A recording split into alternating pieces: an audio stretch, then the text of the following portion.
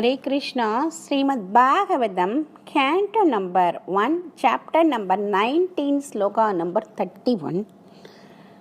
Prasantam Asinam Ahundamedasam Munim Indruba Bhagavadopyu Betyam Pranamya Murtana Vakita Kradanchali Natva Kirasun Rudanyanva Prashat. I'll read that translation read பண்றேன். சாந்தரூபியாக வீட்டிருந்த மாமுனிவரும் மகா மேதாவியுமான ஸ்ரீ சுகதேவ கோஸ்வாமி எந்த கேள்விக்கும் தயக்கமின்றி விடையளிக்க தயாராக இருந்தார். சிறந்த பக்தரான பரீட்சித் மகாராஜன் அவரை அணுகி அவர் முன் சிரம் தாழ்த்தி வணங்கி கைகூப்பிய கரங்களுடன் இனிய சொற்களால் அடக்கத்துடன் கேட்கலானார்.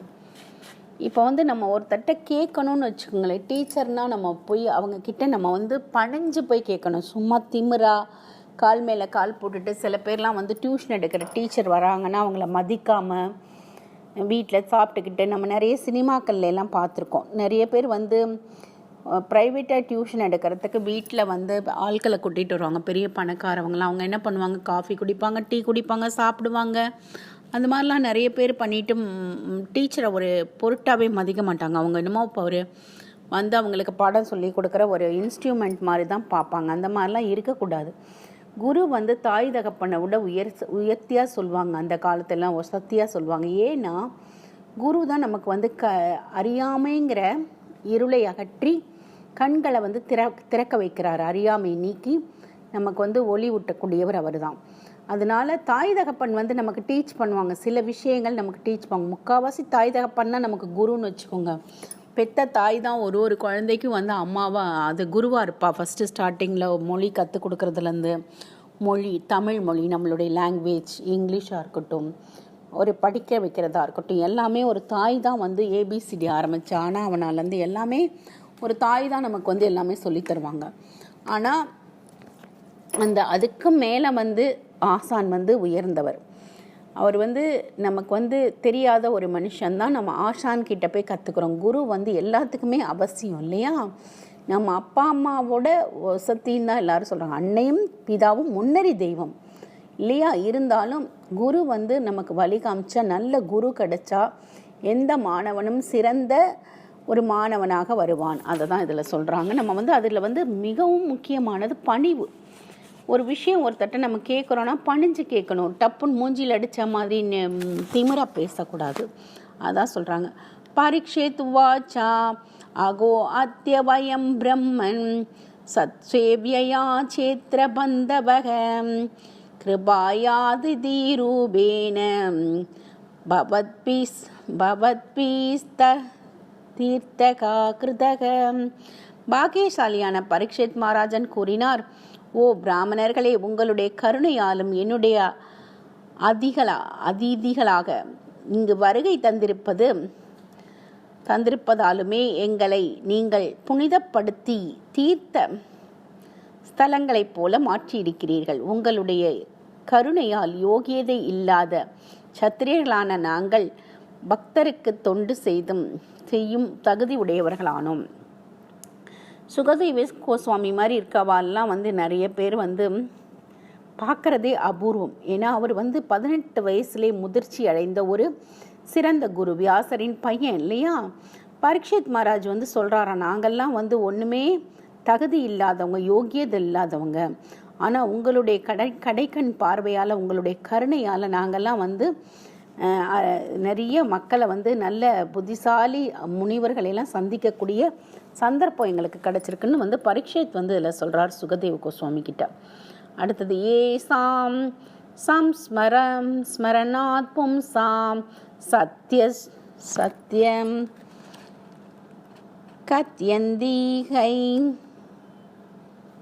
கத்யந்தி வை கிருதாகம் இம் புனர் தர்ஷனா சபர்ஷ பாத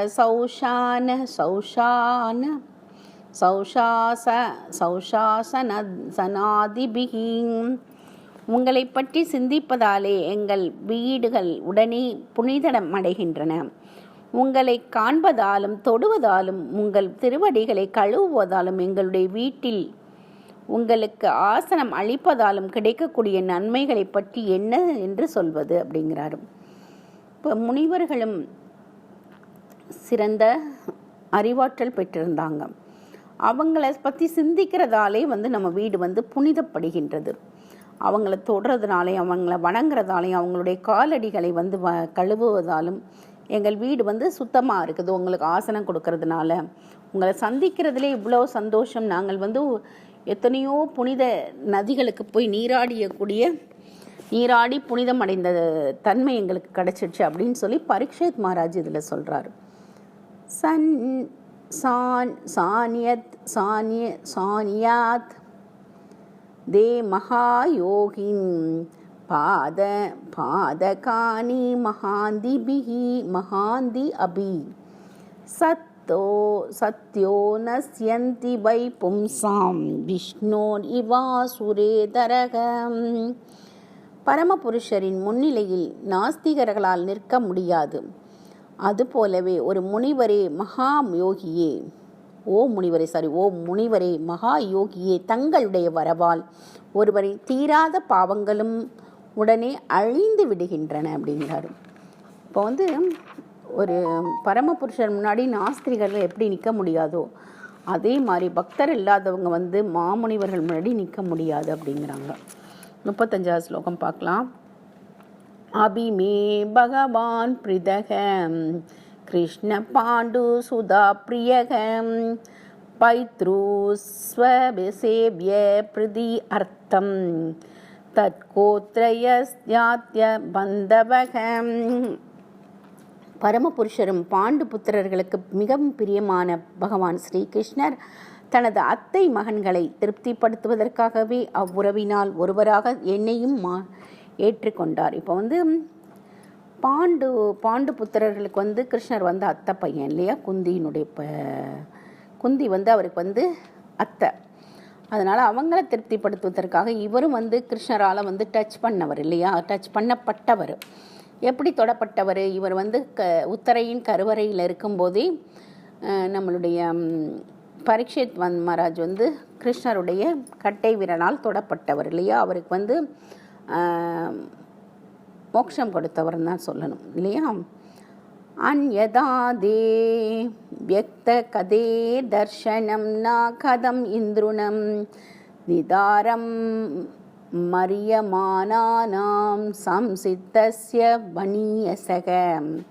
இல்லையெனில் மரணபாவையில் இருக்கும் எங்களுடைய கண்களுக்கு புலப்படாமல் சாதாரண மக்களிடையில் மாறு வேடத்தில் நடமாடிய போதிலும் தன்னிச்சையாக தாங்கள் இங்கு தோன்றியிருப்பது எப்படி சாத்தியமாகும்? இப்போ என்னன்னா, கிருஷ்ணர் எல்லாரும் முன்னாடியும் நடமாடினார். அவர் பகவானாக இருந்தும் சில பேருக்கு அவரை கண்டுபிடிக்கிறது ரொம்ப கஷ்டமாக இருந்தது.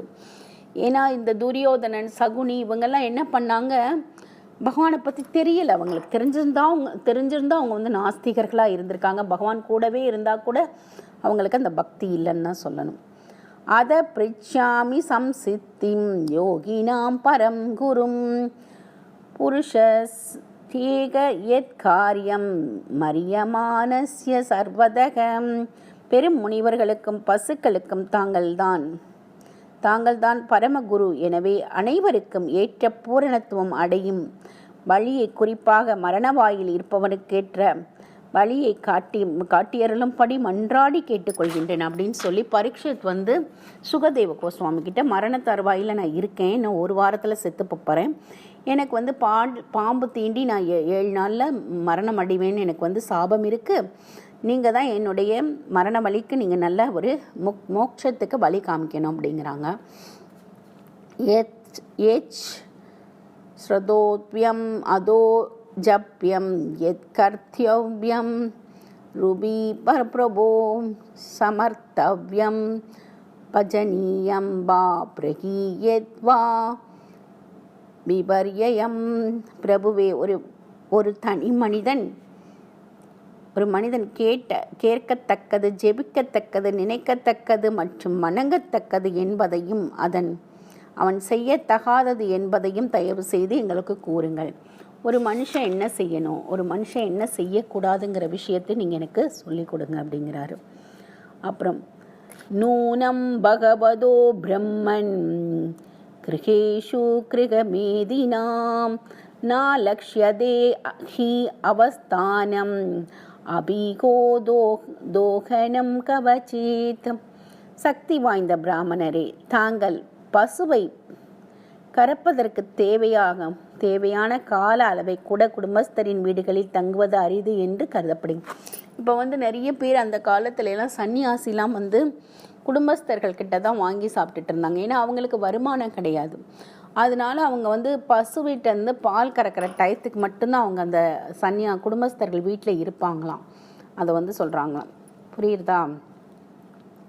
அதுக்கு மேலே அவங்க அந்த இடத்துல தங்கக்கூட மாட்டாங்க அப்படிங்கிறாங்க. அப்புறம் சூதவாச்சாம் ஏவம் ஆபாஷித பிரஷ்டசா ராஜ்ஞாஸ் லக்ஷணயாயிராம் பிரத்யபாஷதா தர்மஜ்ஞோ பகவான் பாதராயணி.